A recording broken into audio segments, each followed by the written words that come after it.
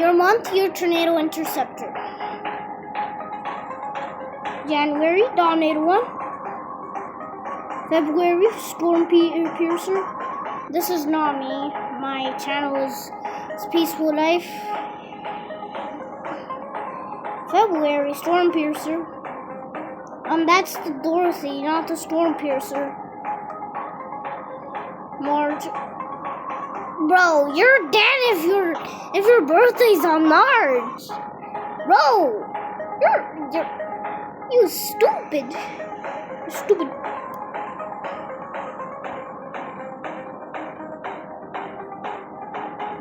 March. April, Utah. This is my brother's. We go, I guess, now. Yeah, he was born in April. May, tornado attack.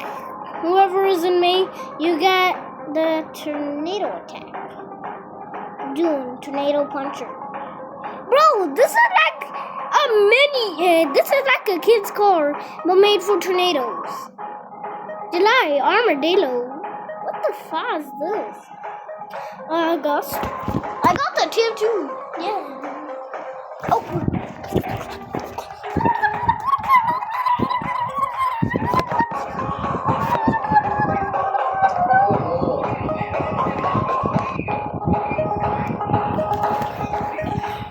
August tier 2.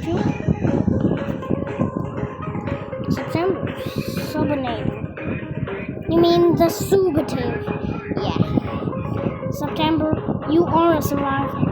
October, yeah, you got a pretty good week. The inside of a tornado. Only 5 research papers in history have data from in here. And that's why we built this monster. And everything about this vehicle is custom built. The way that it looks, the way it operates, the instruments on it, everything is custom built by us. 5, 4, 3. This is real life Twister. This is the most capable storm chasing vehicle on the planet. This is the Dominator 3. And as you can see, there's plenty of space for sponsors. To study the inside of tornadoes, you can't set up a lab and expect one to come through. So the best way is to build a lab on wheels and park the gear in the path. But if the powerful winds get underneath a vehicle, this can happen, a flip. So that's why we've got this skirt on the bottom here. This skirting has been added across the entire base of the outer armor, and that prevents wind from getting underneath the vehicle. But right here, you can see that there's some space where the wind can get underneath. This is the height that we drive down the highway, but when we get in the path of a tornado, we have a system that lowers the vehicle and drives spikes into the ground. And we're gonna show you that outside in a second. It's this method and the rocket system we'll also show you that have the highest success rate. So up here, check this out. This is the victim of the real problem of a tornado. Hold on, guys. Flying debris. So this is heavy duty plastic, and this was shattered and snapped off by a juniper tree inside that last tornado we intercepted. So that leads us to the armor system on the Dominator 3. This is 3/4 inch steel, and this is what the shell of the Dominator 3 is made of, and we've covered that with this rough surface right here. This is a Kevlar-based polyethylene, basically a bulletproof vest for the Dominator 3, and anything just bounces right off. Okay. And over here, protecting the lights, is a 1/4 inch polycarbonate plastic that's also bulletproof. And the Dominator 3 has a double window system. We have an inner and an outer one for dual protection from flying debris. So this is a polycarbonate windshield, and look closely and you can see all these little dents. Those are from pebbles moving at speeds of over 150 miles an hour inside of the tornado. Now I'm going to show you how tough this stuff is.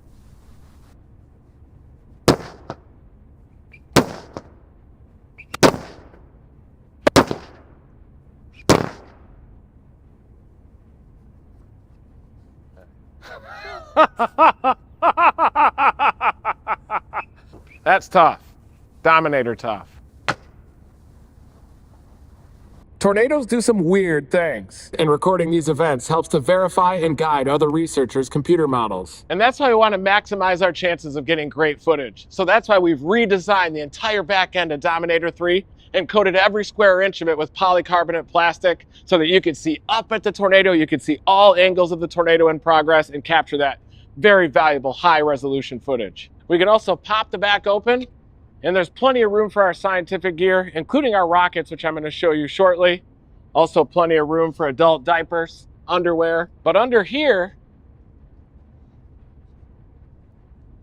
these are the muscle and cardio systems of the Dominator 3. When we talk about raising and lowering the vehicle, this is what makes that happen. Listen to them purr. And if you go from the air compressors and follow these lines up here, they go up to our door system. But these doors weigh 800 pounds with all the armor. So if you look up here, we've got this complex valve system to support that weight. And to help you push them open from the inside,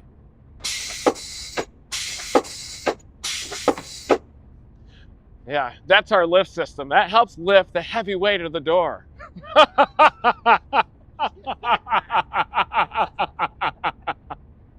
And these gull-wing doors aren't just for looks. So when we're close to a tornado, we need to look at the sky. But also when you're up close to a tornado, you're very near the hail core. And you could easily get a softball-sized hailstone coming through the sky and hitting you in the head. So these doors raise up and they give us added protection from overhead. While the door's open, you can see the original truck door here, and then you can see all the armor we've added on the outside. Very thick. Another advantage of the gull-wing door system on the Dominator 3 is it fixes a big problem that we found out with the Dominator 1 and 2. So imagine you're out chasing a storm with Team Dominator, and you're out looking at a tornado, and you have to hop in the Dominator fast. All right, we gotta go, guys, we gotta go. Oh no, look at that, we can't go. You actually can't shut the front door until the back one is closed. It's because of how all the heavy armor fits together. So the people in the back might be out panicking, maybe they're going to the bathroom, but this is a big problem right here. But now it's fixed on Dominator 3 with the gull-wing lift system. Pinch it off, we gotta go. And the last thing before we jump in is I'm gonna show you the engine underneath all this. Squeak, squeak. Goes the Dominator 3. So the whole reinforced hood of the Dominator 3 comes forward like this, giving us a look at the powerful engine inside. This is a 6.7 liter turbo diesel engine, and this is what drives the 10,000 pound Dominator 3 at highway speeds of over 70 miles an hour. And we can also accelerate very fast. If we have to run from a tornado that's too powerful to intercept, this Power Stroke engine gives us the pick-me-up to get out of a hard spot. And believe it or not, this thing gets about 16 to 17 miles per gallon on highway speeds. And in case we need a pit stop, we get a flat tire, we have these protective flaps that we can lift up and access the wheel. Heavy duty tires, of course. All right, let's step inside the Dominator 3 and show you how we get our data. Yep, eye contact, yep, okay, yep. 3, 2, 1, release.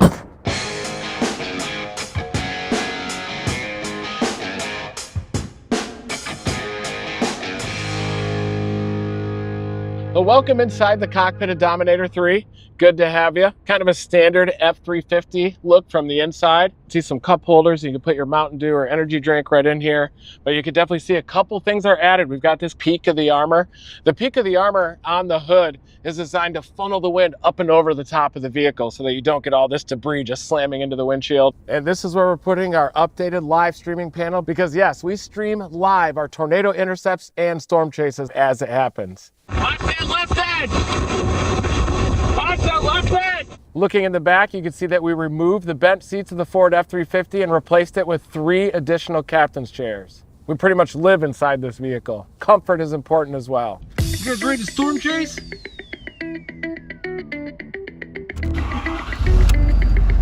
So our research is divided into 2 modes, intercepts and rocket deployments.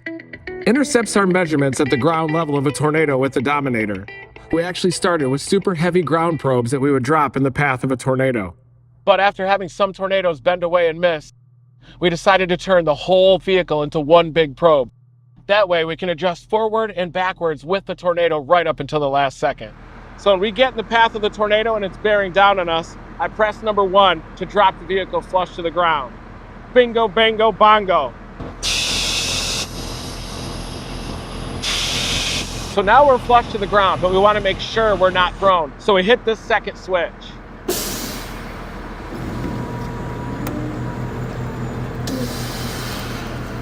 The spikes go into the ground about 6 or 8 inches. and that anchors us to the ground when the tornado arrives. Then we go to the outer switch. So we're lowered to the ground, the spikes are in, the windows are up, now we're in full-blown intercept mode. Intercepting a tornado is one of the most intense experiences of your life. The winds feel really powerful, so powerful that even the Dominator is bouncing up and down. They make this really low roar, almost like a freight train or a really loud waterfall like Niagara Falls. The dramatic pressure fall makes it feel like a lot of weight is on the shoulders. Your eardrums are about to burst out. And it happens really fast. Suddenly the sun is coming out, you see the blue sky, you see the tornado moving off in the distance, and you realize that you survived it. And then suddenly you're overwhelmed with happiness. You realize that the Dominator 3 got its job done. And most importantly, we know that we collected some incredible data from inside of the tornado. But as rare and valuable as that data is, it's from the ground level, just like those 4 other research papers.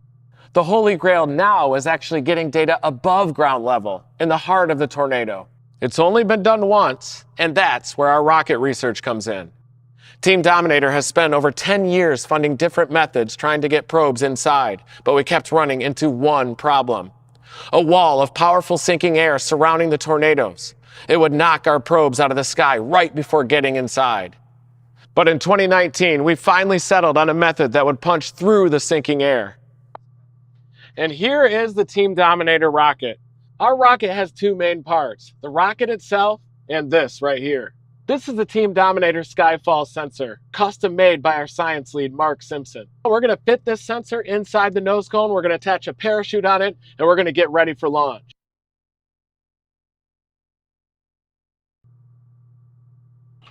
We also have a parachute inside of the rocket. It's all ready to go. So you've got the sensor in the nose cone, we're gonna stuff the nose cone on, and now we're ready for launch. To launch a rocket, we need to get in the perfect place of the storm, right in the inflow notch of the supercell. That's where all the wind is flowing in toward the tornado, and we need to be at least a 1/4 mile away from the vortex.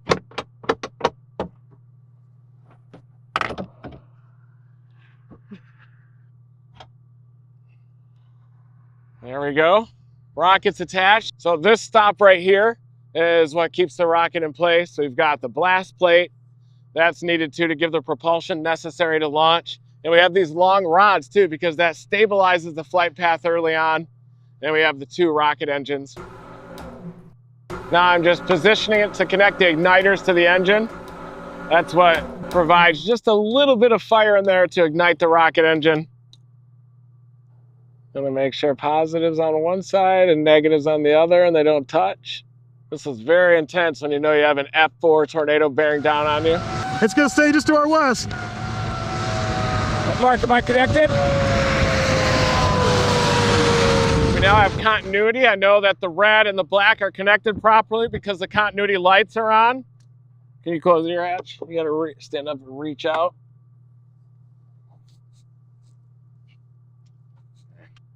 All right, we are launching in 10, 9, 8, 7, 6, 5, 4, 3.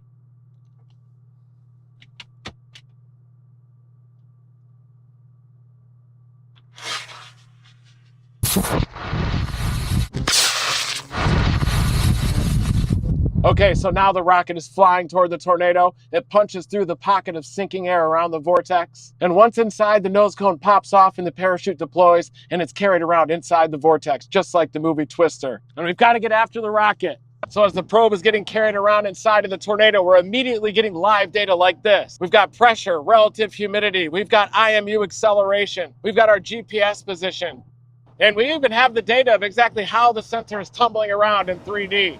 But right now we're only getting live data at 1 time per second. But we actually have to recover the physical sensor to get the super high resolution data. But for the Lawrence to Linville EF4 tornado, the tornado carried it over 26 miles away from where we launched it. Mark, is the rocket in the tornado right now? I believe so. How high is it? 10,000. 10,000? 10,000 feet? No, Yeah. no, 10,000 meters. Yeah. 30,000 feet, guys. And there it is, the yellow. There it is right there, the nose cone. I made it that bright yellow color so you can see it easily. See the nose cone and the parachute.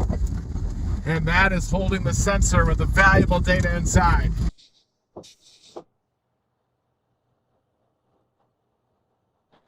So here it is. The moment of glory here when you retrieve the nose cone. This contains the high resolution data from inside the tornado, the pressure fall, the wind speed, all that 3D information inside, and it's all contained on the sensor in the nose cone. So we're gonna head back to the Team Dominator headquarters and show you the data right now. So here's the actual data, the GPS positions of the rocket launch that we had into the Linwood EF4 tornado. And these are the first ever data points measured above ground inside of a tornado core flow in history. And so each of these are data points measured at a rate of 5 times a second. The red is the actual rocket, and so it was going toward the tornado, and then the parachute popped off with the nose cone and the miniaturized sensor, and then it got entrained into the tornado. So if we look from the top, you can see that it did nearly 2 revolutions around the inside of the tornado, and at the same time, it was measuring a pressure fall of over 100 millibars. That's how you know it was inside the core flow of the tornado. And this probe then rode the mesocyclone up to 30,000 feet before falling to the ground near Leavenworth, Kansas, over 26 miles from the launch site. And we wouldn't have found the probe if we didn't post a picture of it. That's how we found the probe over 26 miles away from the launch point. And thank you to Matthew and Jeremy for keeping their eyes open and finding that sensor in the lawn of a church in Leavenworth, Kansas. We're going to be doing another video and take a deeper dive into this first ever data collected above ground inside of a tornado. We're also going to talk about our future research plans, launching dozens of rockets into the tornado at the same time, dozens of sensors.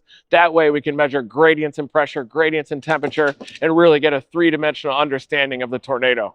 Storm season is about to get started in a big way. We're going to have several months of severe weather and storm chasing, so be sure to tune in to Team Dominator Live. Dominate that like button. Please subscribe to our channel. All we do is storm chase. We want to do it live. We want to do science. We want to increase awareness for severe weather. Never stop chasing.